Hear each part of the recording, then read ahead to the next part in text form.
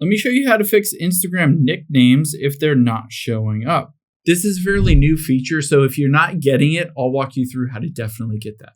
Now open up the Instagram app on your iPhone or Android. You should be able to see the nicknames by going to your messages. You can tap at the very bottom right or bottom center, or it might be at the top right. Now you can just tap on a conversation with somebody and tap at the very top.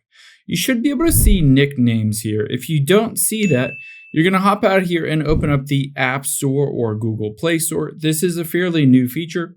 So let's just search for Instagram on here. And if it opens up and it says there's an update available, just tap on it and tap to update it to get to the latest version. Now, if that doesn't fix it, the next thing we're going to do is head into the Settings app of your phone, tap on General, and then iPhone Storage.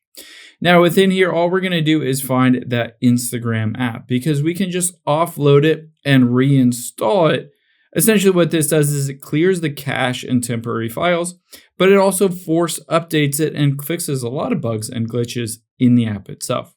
So go through this process. If you go through this entire process and you get Instagram back open, if it's still not working for you, the last thing that you can do is always go into Instagram support and have them help you through Instagram support.